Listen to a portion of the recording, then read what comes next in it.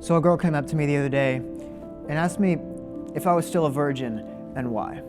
And when I said yes, when I said I'm saving that to my marriage night, she was taken back. And she gave me a weird look and said, "Wow, I wonder what that's like." And to be honest, I was pretty surprised too. So in that moment, I didn't really know what to say or what to do, but on my way home, all I was thinking was, wait, let me drive back and restate because I don't need that. I'm in good hands. I don't need no Allstate. And I love you, girl, just as Jesus did. And I want you to eat what I've been eating yet. It's that life-giving bread, because all that chasing after sex is gonna do is leave you feeling washed up, abused, and dead. And it was about that time that I started looking at things from her point of view.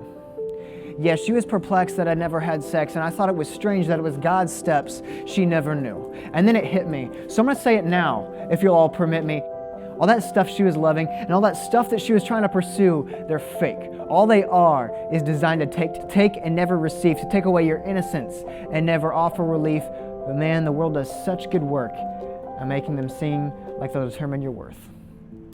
I mean, you wanna fit in with the cool kids? Great, we're glad to have you. Just got to go through some initiation first. See, we're not sure you're cool until we know you're perverse. So look at porn once daily. Go bang that girl named Haley. And if you're not already, we got to get you on some drugs. So tell me what you've been smoking lately. And after that, we'll see. We'll see if you're truly meant to be. But I mean, I don't know. Is that really living? Decide for yourself, but I choose to take the one that's forgiving rather than doing all the sex, alcohol, and drugs and still feel like something's missing. So if I could tell that girl one thing, it'd be that God is better. God is better than anything you could do with me. He is better than anything you could do to me, because there's a God-sized hole in my heart and in your heart and in your heart and in your heart, and we're all so torn apart, and we wonder why we can't go back to the start when things weren't how they are.